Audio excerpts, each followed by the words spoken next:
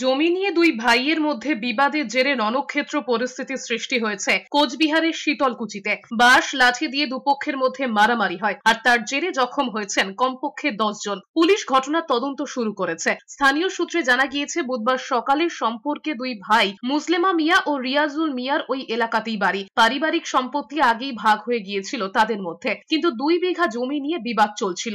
রিয়াজুল মিয়ার দাবি জমিটি তাদের। এই বিষয়ে তাদের কোর্টের অর্ডার কপি রয়েছে। অভিযোগ দীর্ঘদিন ধরে জবরদখল করে রয়েছে মুসলিমা মিয়া, যদিও সেই কথা মানতে চায়নি অপরপক্ষ।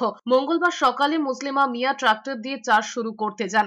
সেই সময় রিয়াজুল মিয়ার পরিবার কাজে বাধা দেয়। সেই সময় জমি থেকে ট্রাক্টর সরিয়ে নিয়ে যাওয়া হয়। তবে কিছু সময়ের মধ্যেই মুসলিমা মিয়ারা গরু নিয়ে এসে চাষের কাজ শুরু করতে যান বলে অভিযোগ। ফের অপরপক্ষ সেখানে গিয়ে বাধা দেয়। এরপরই শুরু হয়ে যায় বিবাদ।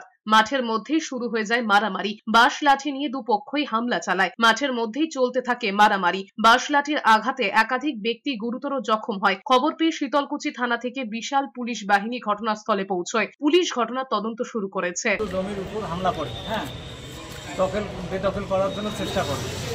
আমরা দীর্ঘদিন যাবত আবাদ করে আসতেছি, চাষাবাদ করে আসতেছি। জমির খরিদের জমি এরা দখল করতে আসে, আমাদেরকে মারধর করে।